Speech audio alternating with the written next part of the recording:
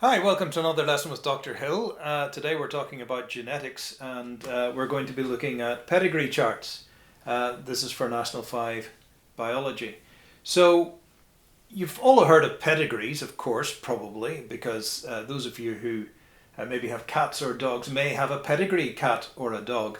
And what that means is that you have a kind of a family history for the cat or the dog that you own. This is generally something that requires animals to be registered with a particular organization that follows the parents and then the parents of various different individuals in a population.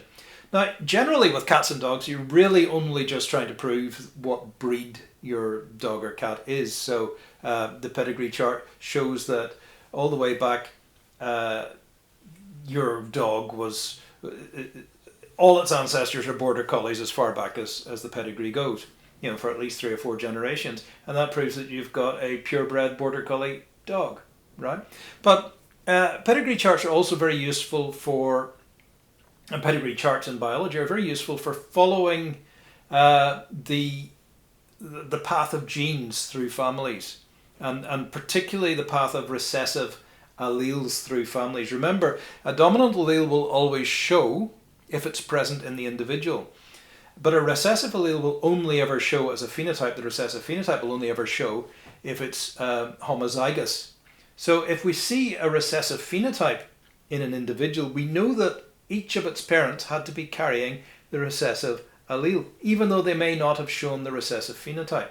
And even looking back in history without doing any genetics testing, you can look back in history into families with diseases that are genetically inherited, and you know that a particular individual had the disease and a particular individual didn't have the disease, and you can trace back to show how the gene has worked through the family. So it's also very useful in breeding of farm animals and breeding of crops to keep good pedigree charts of what particular individuals you've bred a population of seeds or a population of bullocks from, because it gives you an idea of how to get back to those individuals if you find a good mix of traits in your group. So a pedigree chart's a handy thing to have, and we do a very simple one for National 5 biology, and I'm just going to take you through it now on the board. So let's have a look. We'll go over there now. So a pedigree chart just really requires a few simple symbols to start with. So the symbols are relatively easy. We have a circle, which represents a female, and a male is represented by a square. Okay, so obviously a male and a female are going to be crossed in order to produce some offspring. We can also shade in a circle. So an unshaded circle, an unshaded square, generally is the dominant phenotype. Okay, so when you've got the dominant gene, you have the dominant phenotype, and the dominant phenotype will always be an unshaded circle or square, because we don't want to have to shade them all in. It's the rare one we want to shade in, so what we tend to have is we have a shaded in, I'm not going to shade it in perfectly, circle and square, and that equals the recessive phenotype. Okay, so we don't have to test the genetics, the genotype of individuals in crosses necessarily. So a very simple pattern of inheritance we can show just using the appearance of the recessive phenotype. So this can be done relatively easily. Haemophilia, for example, in the royal family, we know which individuals had haemophilia and which individuals didn't have haemophilia, and the individuals with haemophilia were these guys, the ones with the recessive phenotype. So how does this work as a chart? Well, we start with a parental cross, for example, here, and this is our P generation, of course. And what we'll do is we'll take a male as a square and a female. Now we're going to cross these. So what we do is we draw a horizontal line that joins the two individuals. Now this is our cross, and the offspring of this cross is going to be a drop line, and then we're going to have maybe some 4 offspring. That's a 4 offspring.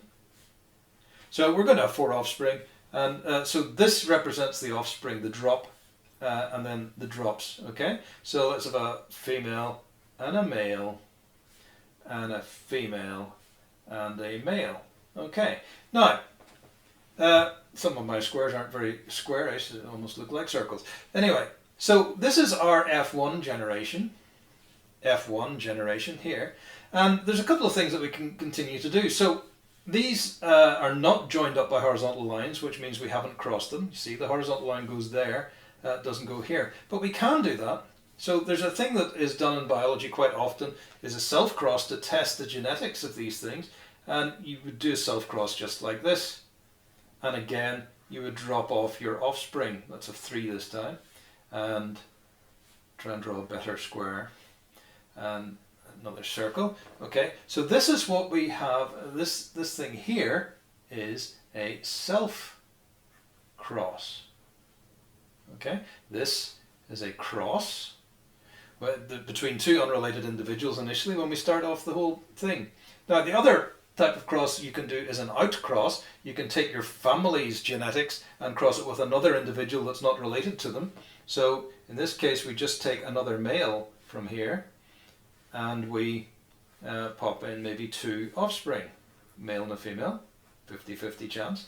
Okay, now we can either use this historically or we can use it predictively. If we're going to use it predictively, what we would do is we would give ourselves the opportunity to put in all the possible ratios of the offspring.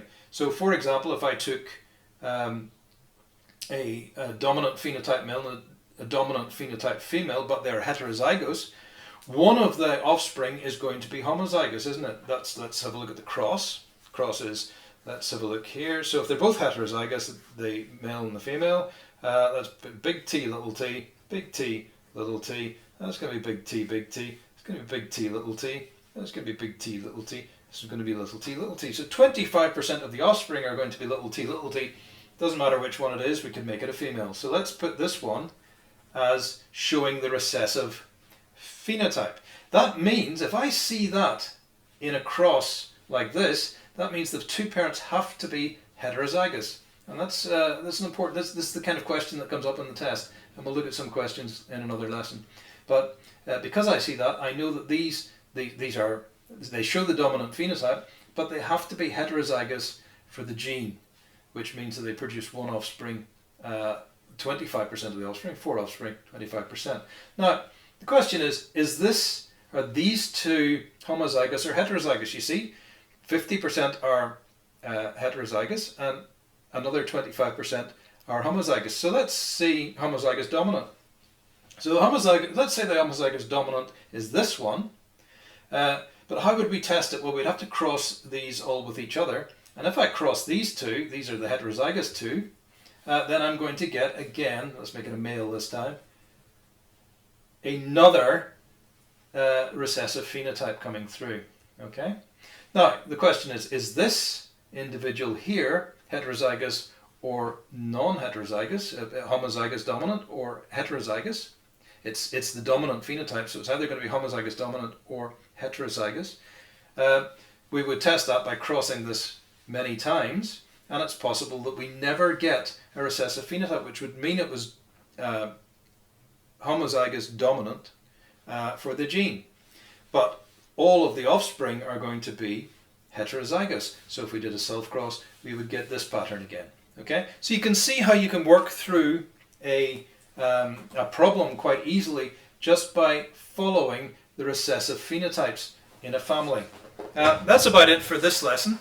What I'm going to do is talk to you in another lesson, a future lesson. We're going to look at some of the problems that we get in the tests on genetics, and we're going to work through a few. The best way to do this is to work through a few problems, and then I'll set you a few problems for practice.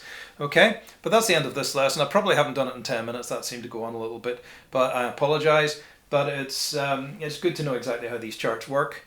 And so I'm just going to call a halt to the lesson, and I'll see you in the next lesson.